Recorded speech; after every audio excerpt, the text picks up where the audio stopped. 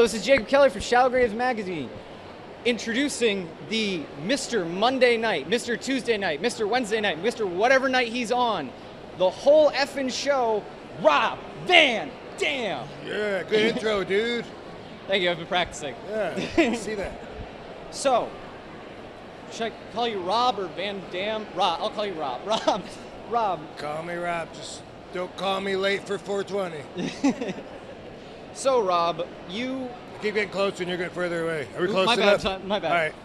So, Rob, you are one of the most renowned extreme wrestlers of all time, coming from ECW, going to WWE, and then going to TNA, and now you work in what TNA is now called Impact. True. You have held multiple world championships.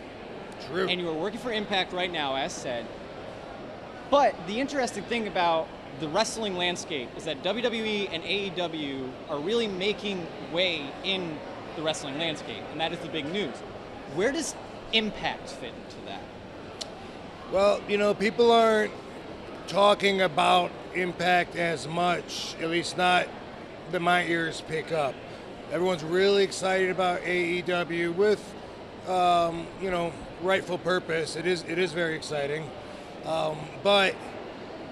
And everyone wants to know with me, are you gonna try and go to AEW? Are they trying to get a hold of you? But facts are facts, and since you ask about it, one thing that I'm sure of is that Impact Wrestling can afford RVD.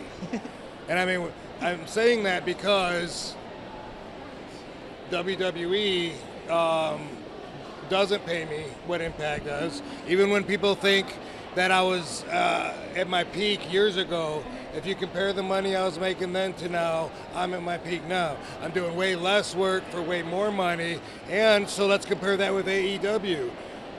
Could AEW, or would they want to meet RVD's fee? Because really, I'm all about business. You know what I mean? Oh yeah, you gotta be a businessman. I'm excited for them. I'm excited for the fans and the business and everything. But I'm not like young and hungry, out to prove myself. You've already done that by far. Yeah, I'm not like I gotta change the world with my Rolling Thunder. So for me, it's about the money, and so that's why I'm content and very pleased with where I'm at.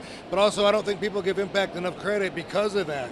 You know what I mean? Like, they had to really step up in order to bring me in, and I think that should give them more credibility than people are giving them, because obviously, you know, knowing what I know, they got something. Would you say that Impact is the new the ECW in the war between WCW and WWE? I don't know if I could say that or not, because it's such a different landscape, like you mentioned.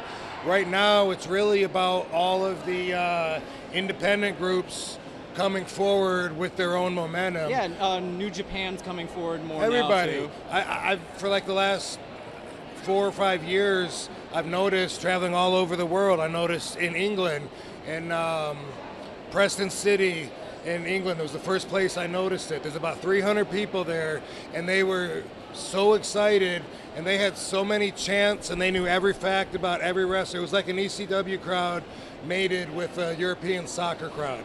And they were so entertaining, and that's when I realized. After that, I went to Baltimore. They had a similar thing where their local crowd was proud of I think it was MCW, and you could tell the crowd feels like they're part of the show. They want to see us succeed, and that's what we're getting everywhere. You know about AEW because the backer has serious money, and they're on TV, and that's awesome. And Impact is one of the only other ones on TV underneath WWE, so you could put it on the list with that. But honestly, there's so many groups that are all coming forward that you got to figure out what standard you're going to use, what perspective to measure it by. Final question. We got to interview Tommy Dreamer last year at the same convention. Check that interview out. But we asked him about WWE's version of ECW, and if WWE was actually trying to kill the ECW legacy. Do you believe in that? Because you are the only ECW and WWE champion to hold it at both times, at the same time. True. Also, the whole bringing back ECW was my idea. Yeah. So I consider that like my greatest accomplishment in the business. Check out One Night Stand pay-per-view, amazing pay-per-view, absolutely love it. For sure. my crowning moment. And then bringing back a third brand. I mean, that's for a wrestler. That's a pretty good achievement. You know what I mean? And people forget when it first came back, it was awesome.